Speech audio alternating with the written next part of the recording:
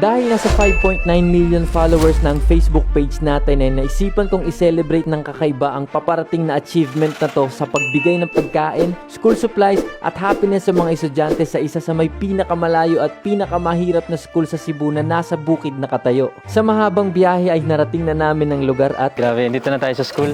Uy, Ladies and gentlemen, welcome I'll be welcoming Salamat. a blogger with 6 million followers, King Laz. Yeah, hi. pagtapos tayo ay welcome ay pinuntahan na natin agad ang mga estudyante. Yeah, Nasorpresa ako dito dahil naghanda pala ng performance para sa atin ng mga estudyante. Me? Upset with you?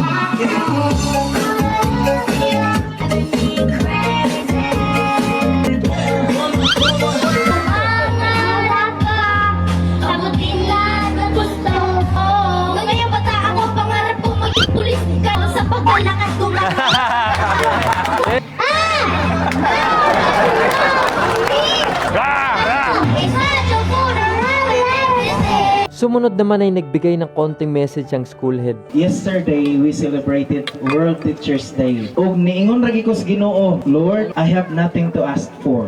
Just give me a person na motabang sa tagini. And it so happened, Naging emosyonal si Sir dahil mabilis sinagot ang dasal niya. without 24 hours, the Lord answered. Muari ay sila magdaog. Daghang grasya. Thank you so much, Sir King Laz, for sharing your blessings, for being part of your 6 million followers. Dahil gutom na ang lahat ay pinamigay na namin ang pagkain sa mga bata. Welcome.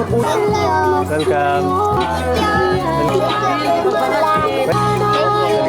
Wag na natin patagalin pa. Kainan na!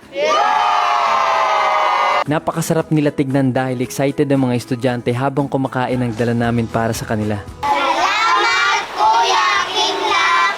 Kita nyo naman, nagulat ako kasi wala silang classroom na matatawag. Ang pinaka-classroom nila, tent.